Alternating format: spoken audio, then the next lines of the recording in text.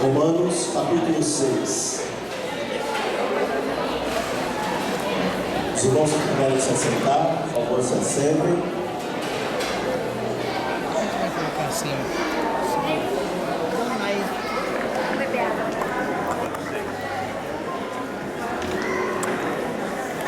Amém?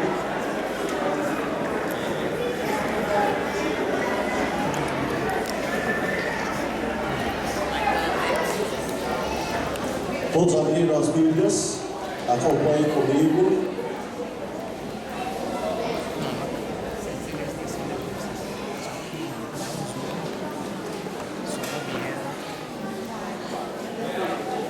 Glória a Deus. Amém, irmãos? Amém? Vamos lá. Que diremos, pois? Permaneceremos no pecado para que a graça abunde? A palavra de Deus, ela diz em um versículo que aonde abundou o pecado, superabundou a graça.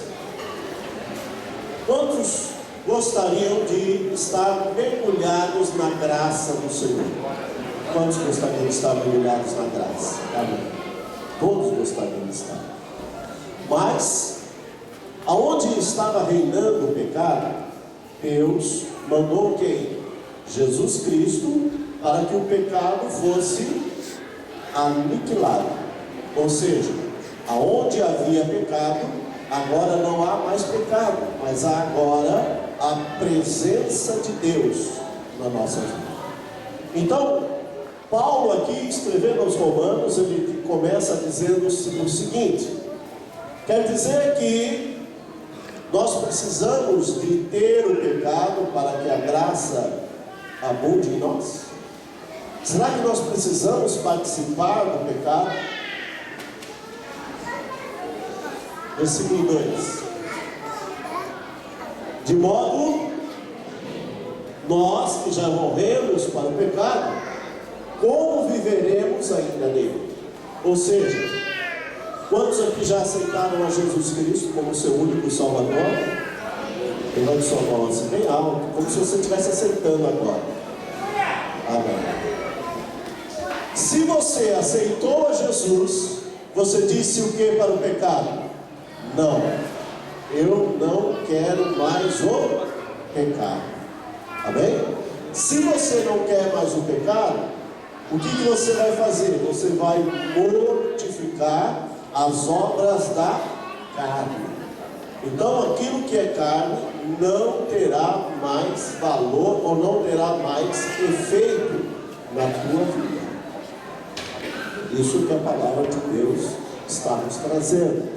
Que aquilo que nós cometíamos de errado, agora que Jesus faz parte da nossa vida, nós não vamos cometer mais.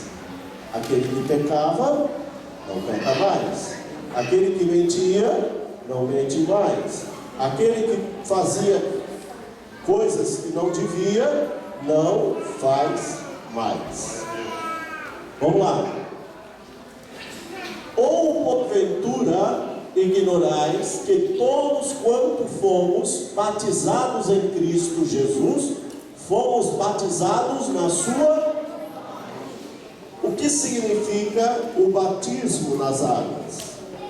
O batismo nas águas significa que nós, quando descemos as águas, ali nós estamos entregando aquela vida velha e agora assumindo uma vida nova. A palavra de Deus nos diz que as coisas velhas passaram e tudo se fez novo.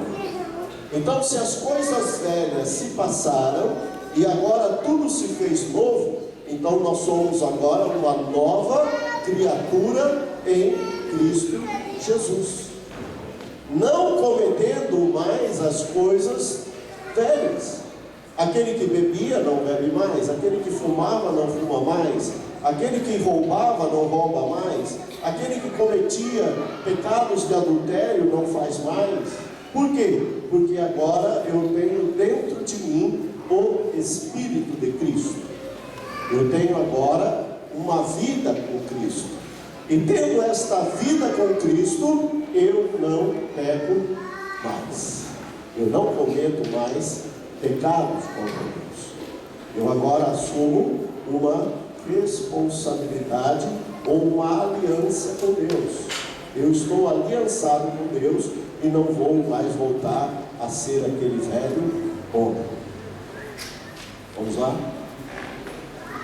Fomos, pois, sepultados com Ele pelo batismo na morte, para que, como Cristo foi ressuscitado dentre os mortos pela glória do Pai, assim andemos nós também em novidade de vida. Ou seja, o que é uma novidade de vida? Uma vida nova. Mas, como que eu vou ter uma vida nova? Diga assim para o seu irmão: com uma renovação da mente. Ou seja, o meu modo de pensar, o meu modo de agir agora é diferente. Eu não faço mais as velhas coisas, eu não pratico mais as coisas antigas. Vamos lá. Porque se temos sido unidos a Ele na semelhança da sua morte, certamente também nos seremos na semelhança da sua ressurreição. O que significa isso? Significa que nós estamos sendo preparados. Diga assim para o seu irmão: você está sendo preparado para alcançar a redenção em Cristo Jesus. Diga aí: você está sendo preparado para alcançar a redenção em Cristo Jesus. Ou seja, aquilo que Deus preparou para nós é muito melhor do que nós temos hoje. Quem gostaria aqui de morar num palacete? Diga assim, meu irmão: quem gostaria de morar num palacete? E eu vou dizer assim para vocês que esse palacete que Deus está preparando para você, ele está na ressurreição. Quando Ele vir nas nuvens dos céus, Ele vai chamar cada um de nós pelo nome, e nós vamos ser arrebatados no abrir e fechar de olhos. No abrir e fechar de olhos, nós vamos subir para estar com Ele nos céus. E quando nós subirmos, nós vamos entrar pela cidade, pelas portas. Agora você imagina uma cidade onde as ruas são de ouro, os muros são de cristais, de jaspe, adamantino, pedras preciosas. Será que esse lugar vai ser lindo? Irmãos? Será que vai ser bonito esse lugar? É isso que Deus está preparando para você. Um lugar de excelência. Diga aí para o seu irmão, dá uma chacoalhadinha dele e fala assim: ó, Deus está preparando um lugar de excelência para você.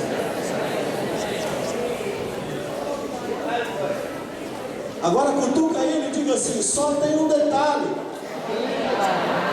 Lá não entra o pecado. Você entendeu isso? Lá não entra pecado, não entra dor, não entra desespero, não entra nada disso. Tudo isso aí é jogado no lago, jogado para longe. Vamos lá.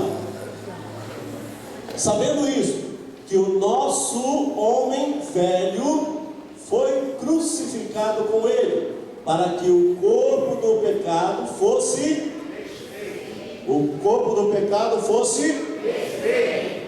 a fim de não servirmos mais o pecado. Não servirmos mais o pecado. Alguém aqui pode declarar: eu não sirvo mais o pecado? O pecado não faz parte da minha vida. Ninguém pode declarar isso. O pecado não faz parte mais da minha vida. Versículo 7. Pois quem está morto está o quê? Amados, a palavra de Deus, ela diz assim: quem nos justifica é Jesus Cristo. Amém? Então, às vezes, tem pessoas que fazem coisas erradas, e o que a pessoa procura fazer? Se justificar. Ah, eu fiz isso por causa disso. Ah, aconteceu assim, por isso que eu fiz. Ah, eu fiquei nervoso na hora, eu não pensei. Ah, quando eu fui ver já tinha feito. Olha bem para o seu irmão, dá uma cutucadinha nele e fala assim: ó, quem está crucificado em Cristo não peca, porque Cristo já o justificou. Então ele não precisa dizer nada para ninguém. Ele não precisa dizer: ah, eu fiz. Não, é só não fazer. Amém? É só não fazer. Vamos lá. Ora, se já morremos com Cristo, cremos também com Ele. Quantos querem viver com Ele? E vai ser nessa cidade que nós vamos viver com Ele. Amém? Sabendo que, tendo Cristo ressurgido dentre os mortos, já não, ou seja, a morte de Cristo nunca mais. Amém, irmãos? Por que nunca mais? Porque Ele morreu pelos meus pecados. Ele precisa morrer de novo? Ele precisa morrer de novo por você? Mas se você continuar pecando, você está levando Cristo à morte, à cruz do Calvário de novo. Se você continuar pecando, você leva Cristo de novo ao Calvário. Pelos teus pecados Ele morreu. Se você continua pecando, Ele precisa morrer de novo. Ele precisa morrer de novo se você continuar pecando. Agora tem uma outra solução. Se você pecar, João, capítulo 1, versículo acho que 23 ou 24, não sei. Ele diz assim: filhinhos, eu vos escrevo estas coisas não para que pequeis, mas se pecares, há um advogado, Jesus Cristo justo. Existe esse juiz, esse Senhor, chamado Jesus Cristo, que te livra de toda a condenação do pecado.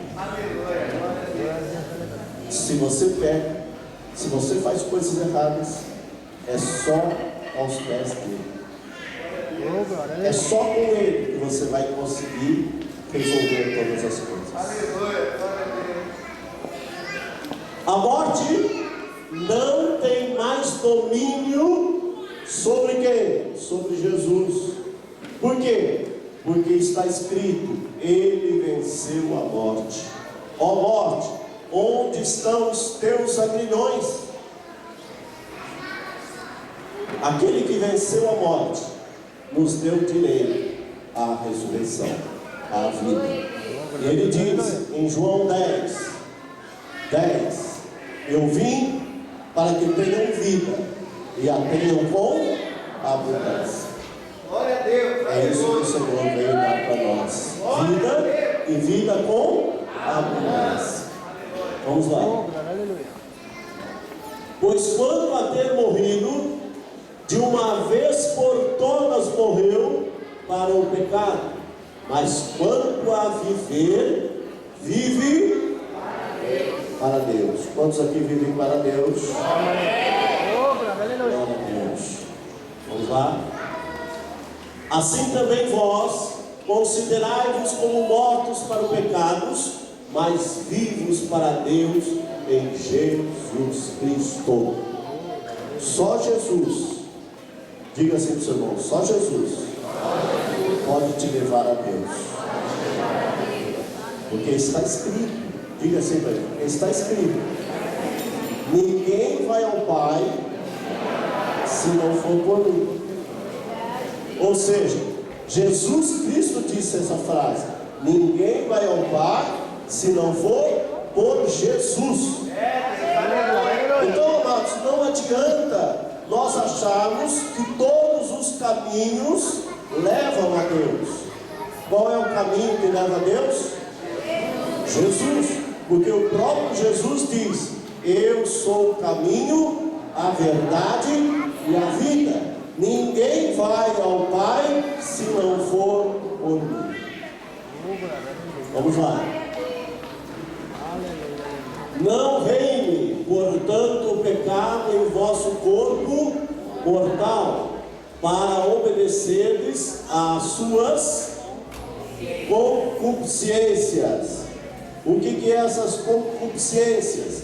São os pensamentos errados.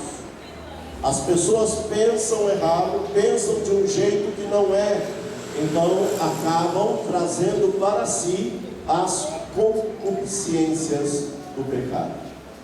Amém? Vamos lá.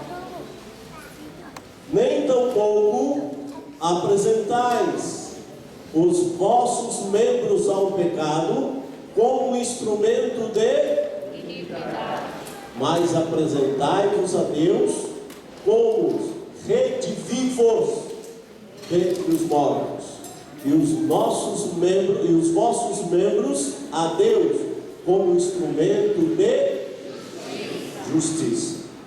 Como que eu coloco os meus membros ao serviço do pecado? Quando eu brigo com alguém,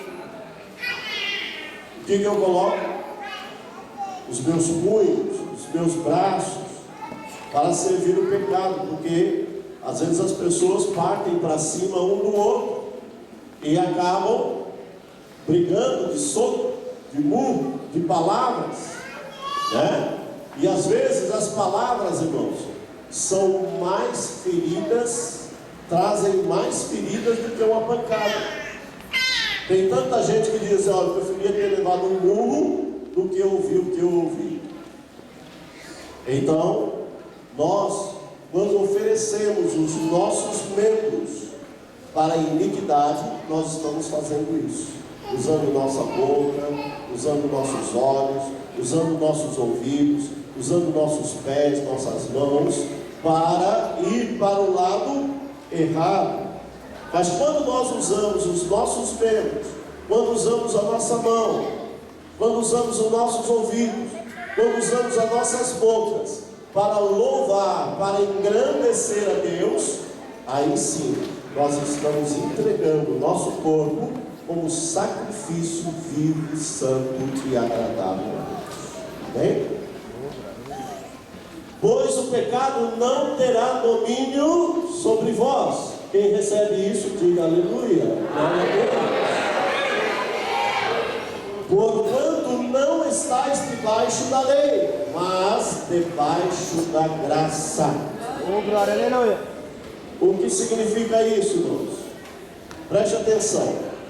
Antigamente, a lei dizia o seguinte: olho por olho, dente por dente. Alguém foi lá, te deu um tapa no rosto, olho por olho, dente por dente, o que tinha que fazer? Ir lá e dar outro tapa no rosto do outro. O sujeito foi lá, roubou, ia lá, apedrejava ele até a morte. O outro ia lá, matava, apedrejava ele até a morte. Então o pecado, todo o pecado que era cometido, levava a pessoa a um castigo e a uma situação de morte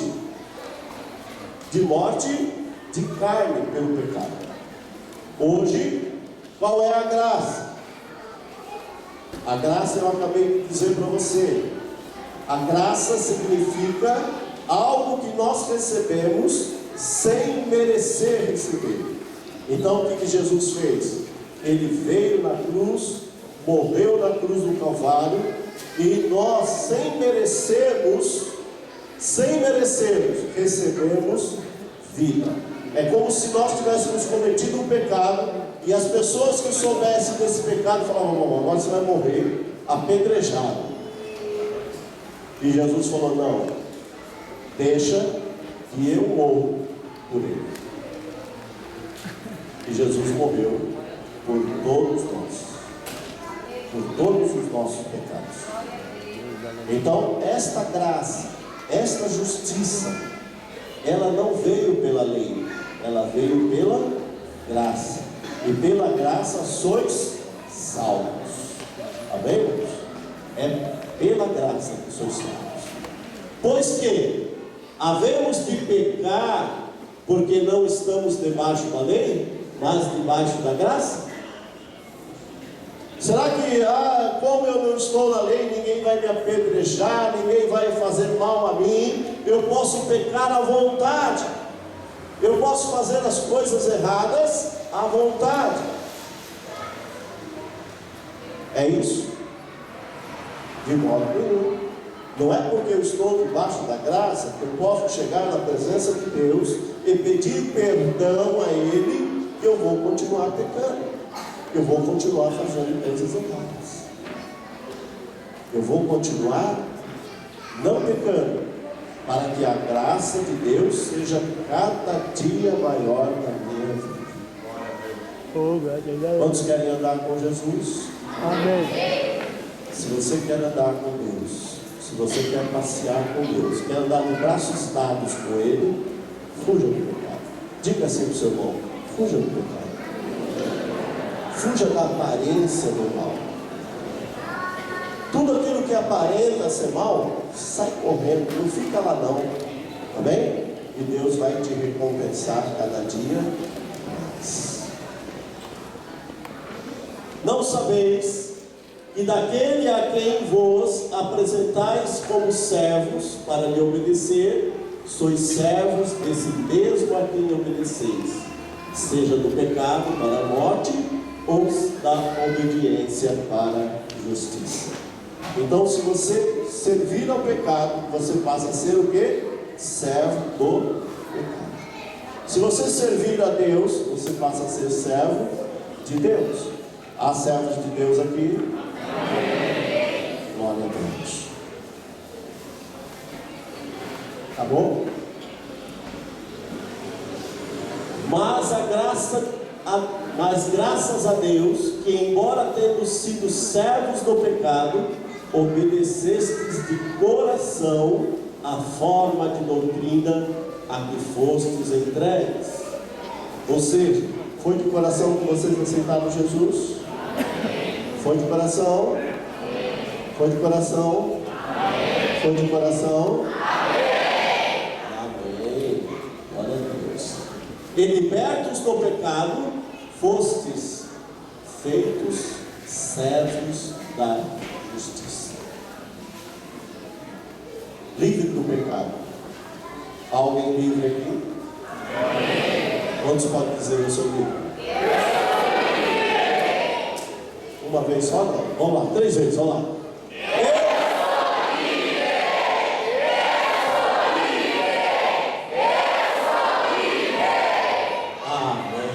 Que bênção, né? Quando você é livre do pecado, você respira até melhor. Você sente aquele peso saindo das suas costas. Você sente que você não está mais preso. A gaiola quebrou. E agora o pecado não faz mais parte da minha vida. Amém? Tem mais alguma coisa? Vamos lá. Falo como homem por causa da fraqueza da vossa carne, pois assim como apresentastes os vossos membros como servos da impureza e da iniquidade para a iniquidade, assim apresentais agora os vossos membros como servos da justiça para... O que significa santificação? A palavra sede santos, porque eu sou santo. O que é ser santo? Ser santo é estar separado daquilo que o mundo oferece. Amém? Estar fora. Eu não quero. Quantos aqui podem dizer assim: ó, eu não quero mais nada errado na minha vida. Então, quando você vem alguém oferecer alguma coisa para você, Júlia, o que você vai falar? Cuidado, o pecado, vai oferecer o pecado para você, que você fala? Não, eu não quero. Em nome de Jesus, eu nunca vou querer isso. Essas são as crianças que vieram com o pecado. E você, Marina? Isso não me pertence mais. E você, Sabrina? Jamais. Você? Não quero. Não vou ser. E você que está olhando torto aí para mim? Eu não quero. Tô fora.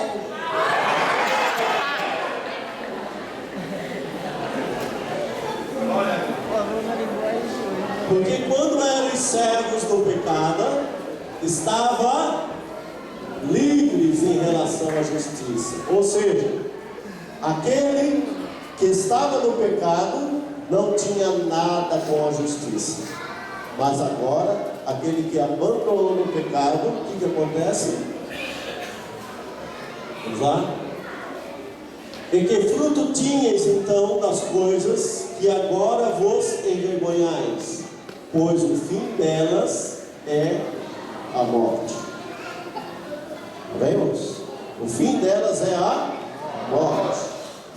Vamos lá. Mas agora, libertos do pecado e feitos servos de Deus, tendes o vosso fruto para a santificação e por fim a vida eterna. O Senhor veio para te dar vida e vida com abundância. Amém? Tem mais? Mais um só. Vamos lá. Porque o salário do pecado, mas o dom gratuito de Deus é a vida eterna em Cristo Jesus, nosso Senhor. Você pode bater palma para o Senhor?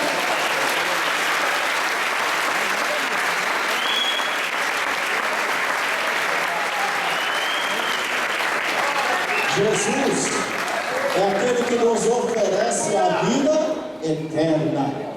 Amém, irmãos?